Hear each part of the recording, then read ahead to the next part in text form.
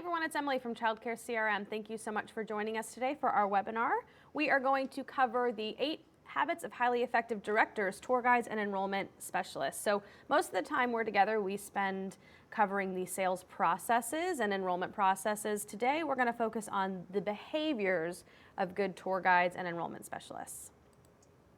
So if I haven't already met you yet, that's a little bit rare because most of the time we bump into each other out on the road, but this is me. So who am I? I am just one of you. I came from the industry. My background is in early childhood education.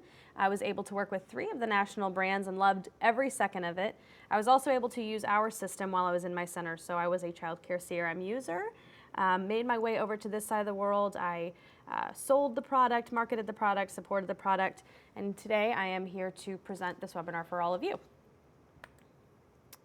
So let's jump in and talk about what a habit is and what do I mean when I say habit. So a habit obviously is just something you do without thinking about it. You wake up and brush your teeth. You might have some bad habits. For me, you're probably going to hear me use the word a lot during this webinar. It's a terrible habit. I try to break it all the time and it's just not working so well. So things that you do without even thinking about it, whether it be good or bad. So how long does it take to form a habit? I was always told a month. I've heard 21 days, and 21 days seems to be the most popular answer, but actually it's not. It's not anywhere close to 21 days. That idea actually came from a guy named Maxwell Maltz, who is a plastic surgeon, or was a plastic surgeon back in the 60s. I'm not sure how he became the expert on how long it takes to build a habit. But anyhow, more recent surveys and studies that have gone on have said it actually takes a lot longer. So it's going to take closer to 66 days for the average person to create and start forming a new habit. That can seem a little daunting, especially since you and I are together today talking about the 8 habits of a highly effective director. So do I want you to leave this webinar and start all 8 and see where you are in 66 days? No, you'll probably fail miserably. What I want you to do is watch the webinar all the way to the end and then decide with you and your team which one you want to take on. Start it tomorrow, and then 66 days from now, it should be something you do without even thinking about. So habit number 1 sounds pretty obvious, but do you believe? Get in the habit of believing in what you are providing.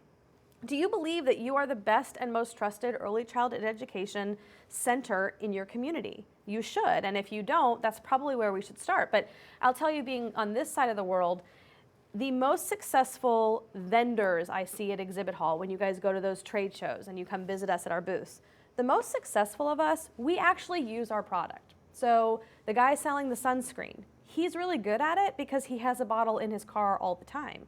The emails that I send you, the reminders I have to follow up with you, they probably came out of Childcare CRM because I still use it. I did use it, and I actually believe that it's the best platform out there for our industry.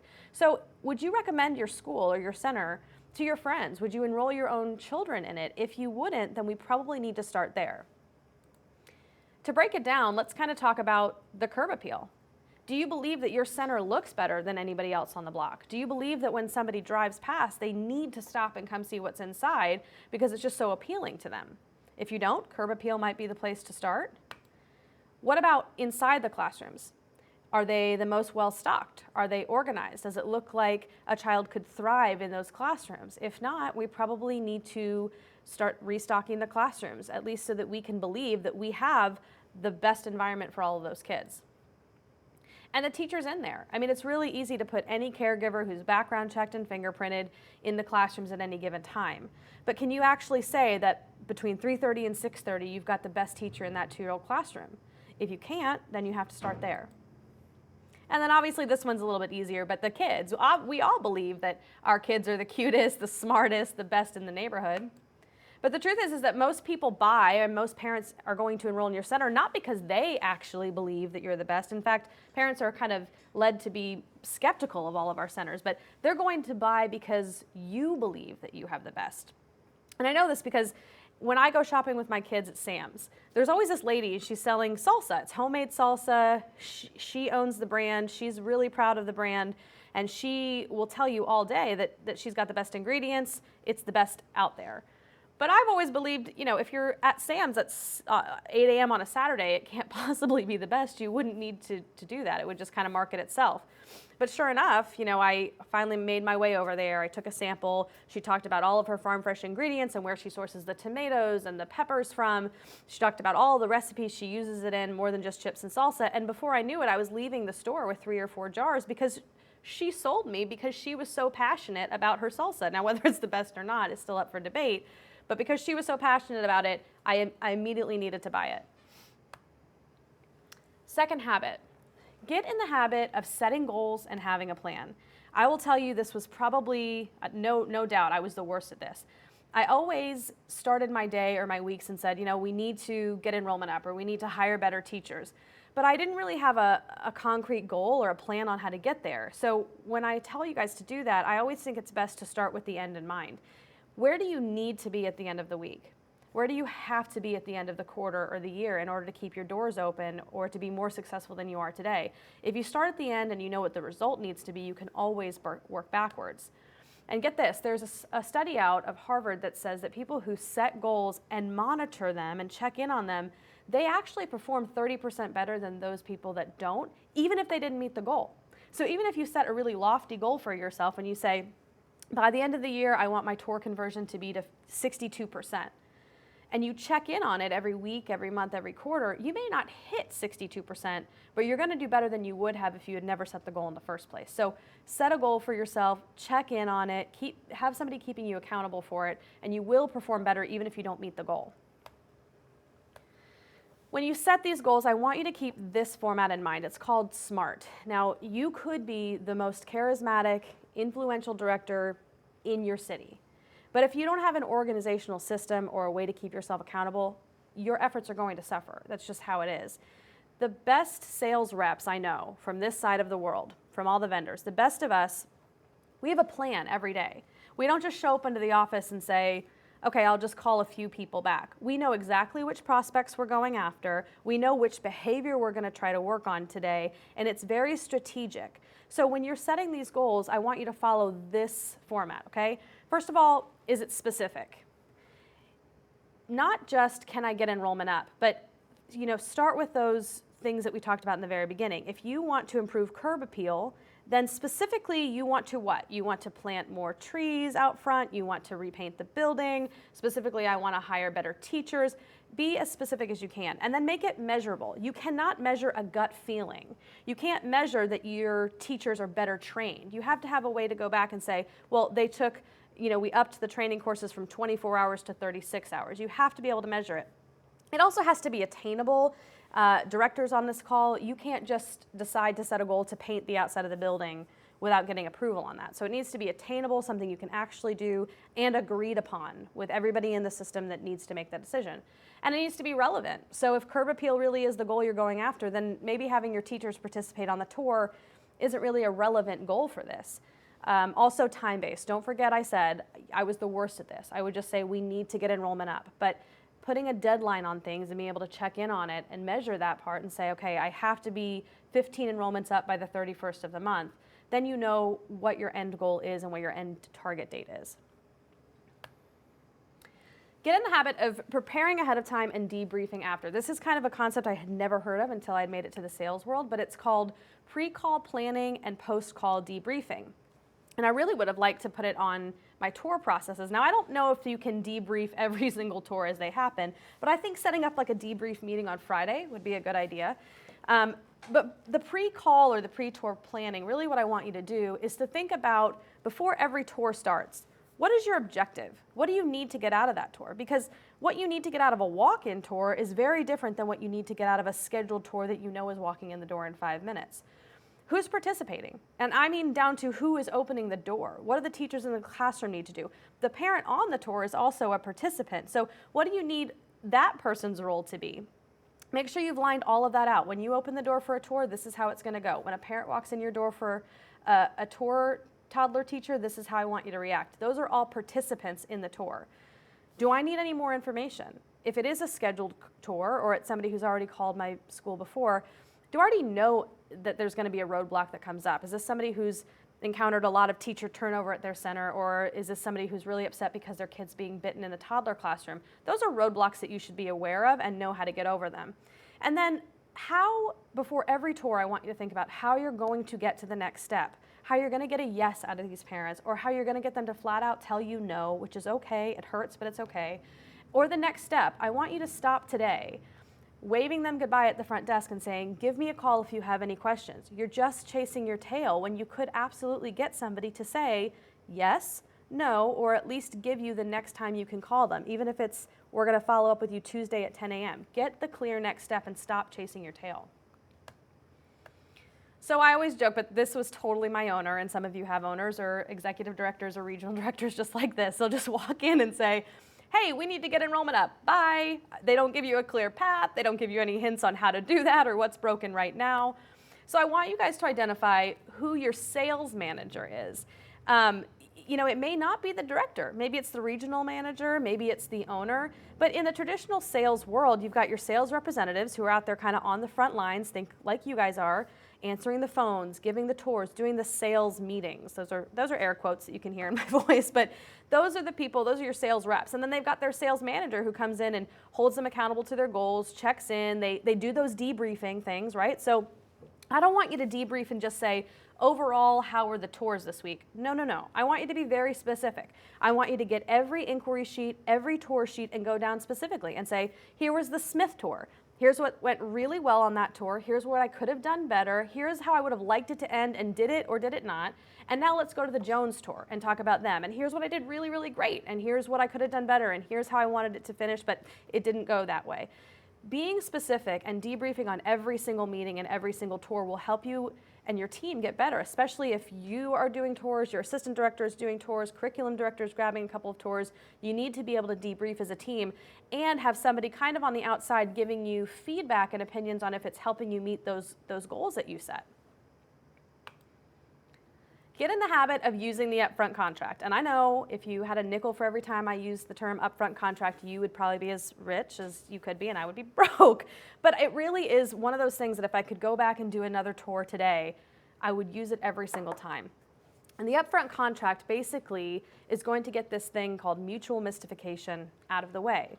Somewhere in the history of buyers and sellers, we were told as consumers or buyers or parents taking tours, do not tell the person on the other side of this meeting what you actually need from them because they'll take advantage of it. And as the seller or the tour guide or the director, we were told, do not give that parent the bottom line because they'll take advantage of it. And really what happens then is we never get to the good stuff, right? We never get to the heart of what really matters. Directors find themselves over-promising and then under-delivering, or parents don't really clearly communicate what they need from you in order to make this a successful enrollment. So this upfront contract is going to get mutual mystification out of the way. It also helps take some of the anxiety out of things.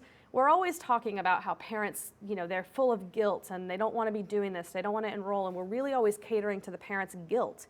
But the truth is that you have your own set of anxieties. Even if it's a booked tour, you knew it was coming, when you see that parent walking in, all of a sudden you go into hyperdrive and you start panicking about what the kitchen looks like. I just put a floater teacher in there. Should I go let her know so it's not diaper changing time? You've got your own set of anxiety, and getting the upfront contract out there just helps everybody get on the same page and agree that we're going to be open and honest and candid and make sure that we make the best decision for both the center and the family.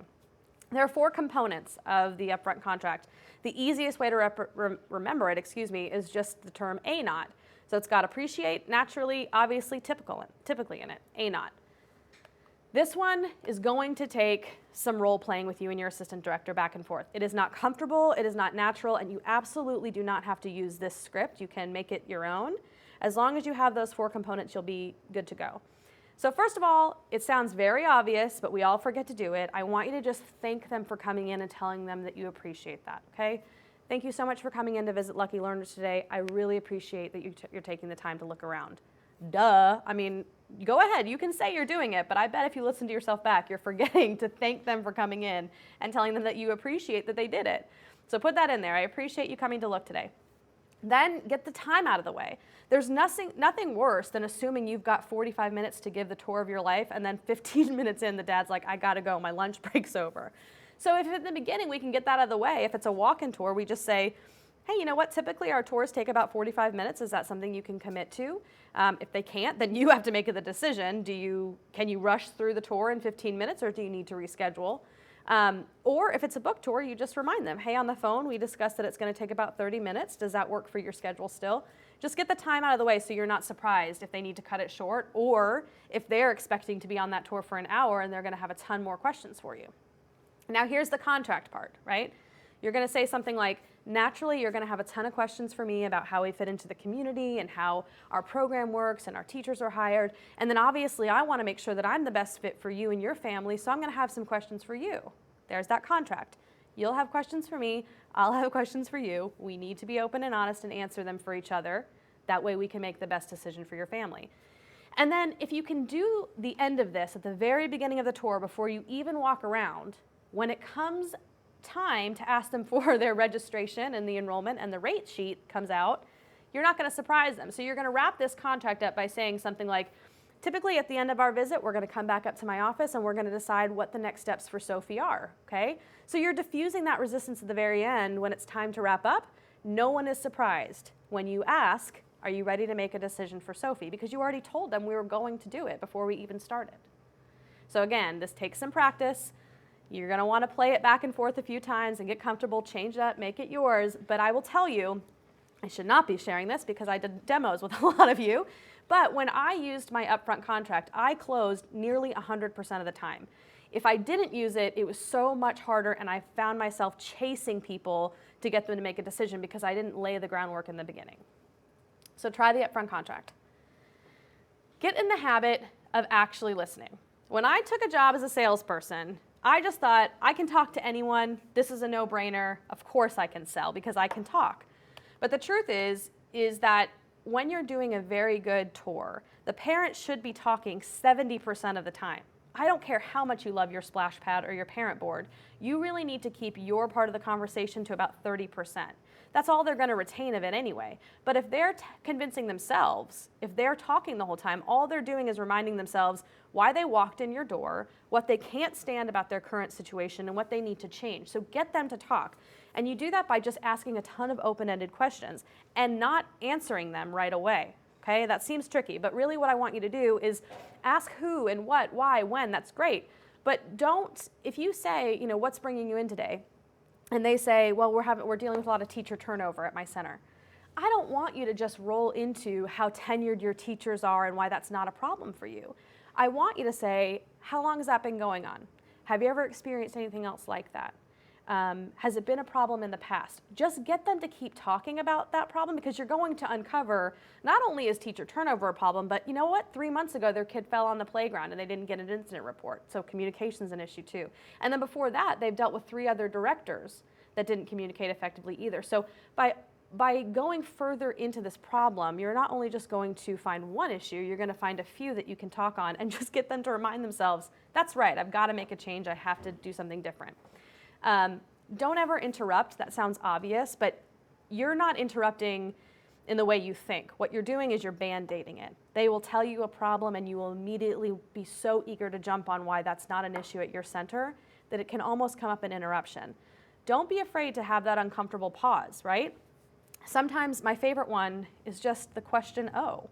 Like if a parent says, yeah, we're here today because there's just been some changes in my center and that we're not really happy about. Stop, pause, get a little uncomfortable, but just say, oh. And that's a trigger to the parent. You've done your side of the conversation. It's their turn. So now whether they wanted to or not, they have to respond to you. So just try it. It's like I said, it's a little uncomfortable, but you're going to uncover so many issues that you could address and remind that parent why they're in your building and why they need to get out of the building that they're currently in. Feel free to clarify the parent's answers before you reply. So just, what I'm hearing you say is this, or if this was different, you'd make this choice. Feel free to give it back to them. What it does is show them that you're listening, that you weren't just tuned out of the conversation. Get in the habit of being a great storyteller. So, what's your story? You've got a ton of them in your center. By no means am I suggesting you go make things up for these tours.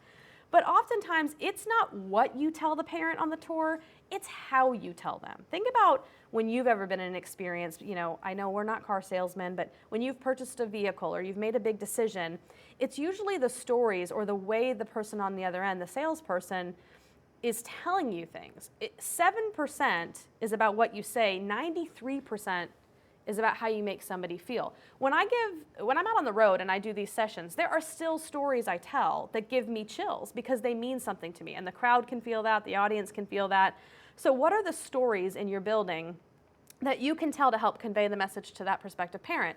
And a good story has 3 components. You've got a likable hero, and newsflash, it's not you, directors, you are not the hero in this story. It's a hero that encountered a roadblock and emerges transformed. So what you want to do with those parents that are coming in saying, we're dealing with a lot of teacher turnover, you want to find another parent just like them who had the same situation, who was dealing with a lot of teacher turnover, joined your center, realized that the tenure there and the training for your teachers just changed their life, and they came out transformed, and now they're really happy. This works really good for people who are having, at the very end when they have sticker shock and the price kind of scares them. It's not easy. Really, when people say, wow, your rates are higher than I expected, it's in our natural instinct to get defensive. Oh, nope, they're kind of on par with the market, or guess what else you get you get so many things in that rate. I don't want you to be defensive of your rate. What I want you to do is have a good story, right? Make it third party. So I want you to say, that's not uncommon. I've heard that before. First of all, no one ever says that, so it's kind of going to flip them on their head.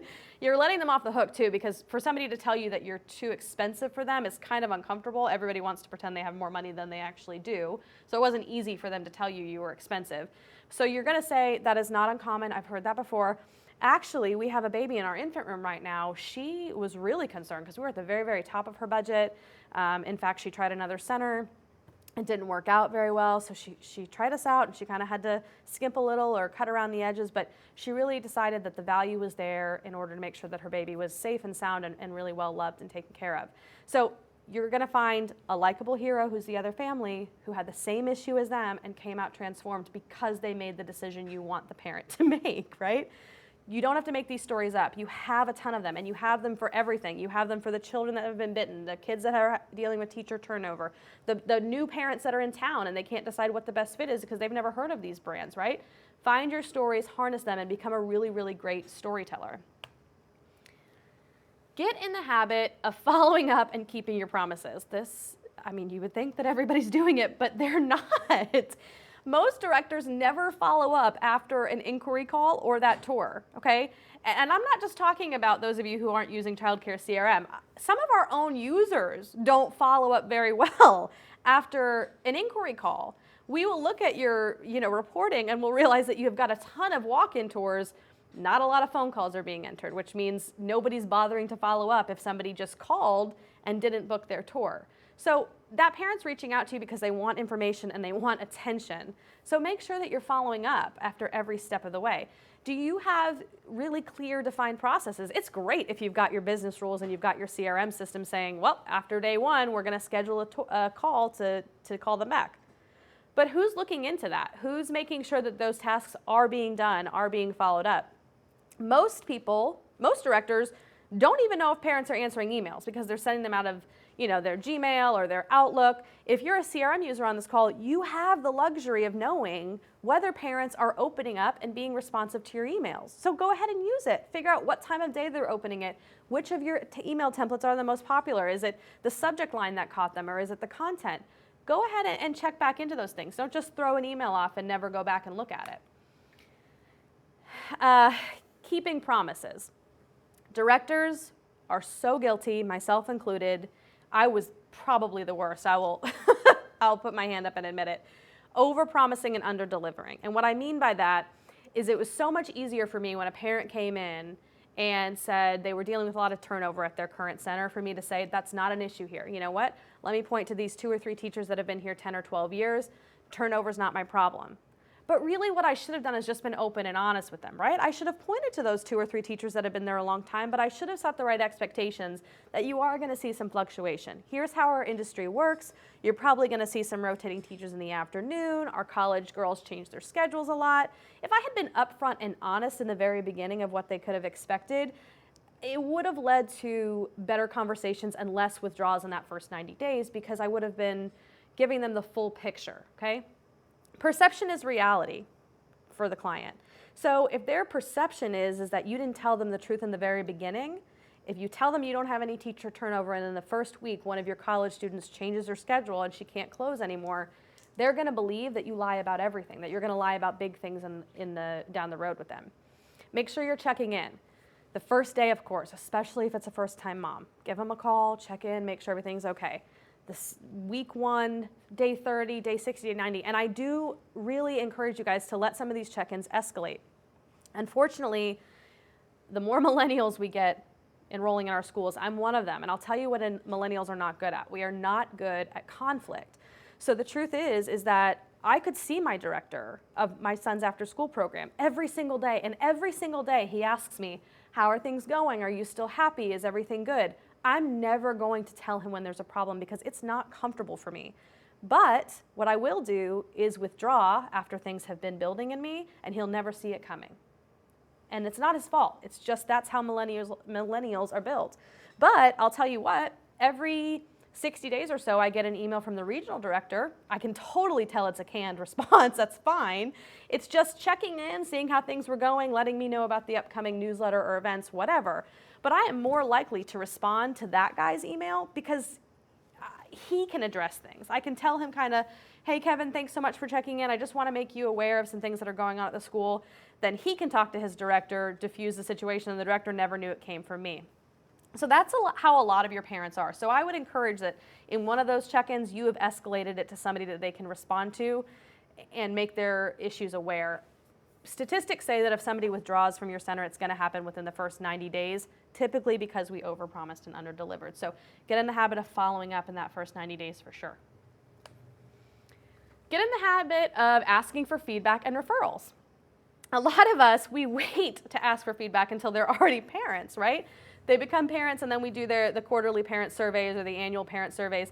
But what are we asking for feedback after a tour? You know, why not send a survey out that says, tell us about your experience in the 2-year-old classroom? What about a survey after their first phone call? Tell us about our phone skills. We send secret shoppers out, but we should really get in the habit of sending a survey every step of the way. And I'll tell you why. Because people don't do surveys except one of 2 times, right? They do surveys when they're really exceedingly happy or they're really, really upset. You guys know it. You get a survey every time you leave the grocery store. Do you do it? No, unless you had great service or somebody really made you mad. But if you're asking for it all the time, the likelihood you're going to get some responses is going to go up. Make them automated, make them quick and easy. Don't make them really, really lengthy. But ask for feedback more than just after they become a parent. Asking for referrals, is actually easier than you think. So what the statistics you see on the screen here is basically telling you that people are obviously way more likely to buy or enroll if they've been referred. Satisfied customers or prospective parents are way more likely to refer as long as you ask them. But what I want you guys to focus on is that number at the bottom, 20, 60, 20. So what that's basically saying is that 20% of your customer base is not going to refer you no matter what. They could love you. It's just not who they are. They're not going to do it. 20% of them are going to refer you and talk about you whether you like it or not. Some of them you're like, please stop talking about us. They're going to do it whether you're asking them to or not. It's the movable middle, that 60% you really want to know how they feel or you want to get them to refer you. They might do it, but they need some persuading. They could go either way. With that 60%, really what I find is more helpful is if you do some of the work for them, right? So if you've got somebody in that 60% and you know that they work kind of close to the location, there could be other parents there, why not offer to write the reference letter for them or send them with the coupons or the marketing material? Hey, Mike, I know there's other people at your workplace that are just like you that are really looking for convenient childcare right in the neighborhood. Do you mind if I send you with some materials? Or do you mind if I write a little email template up and you can forward it out as you see fit or if somebody brings us up? Do the work for them. They're more likely to refer and transfer. And I would say if you've got a referral program, stick that thing everywhere, right? A lot of times I'll come into centers and it's just this tiny little index card right at the front desk, or you do a referral month. But if you've got a referral program, you should be putting it everywhere, at the bottom of your email signatures, on the bottom of your newsletters. Think about when you guys take an Uber. Every time you get an Uber receipt or an Uber confirmation, they've got a little coupon code at the bottom that says refer a friend. All you have to do is forward that email out and you get the credit for it. So make it part of your everyday processes if you've got one. So those are your 8 habits. If you've got any questions or you want to stay in touch with us, feel free to give us a call, send us an email, share this out. This webinar will be on demand for as long as you need it. Thanks again for joining us, and stay tuned. We've got more webinars at the end of this month and then every month going forward. We'll see you soon.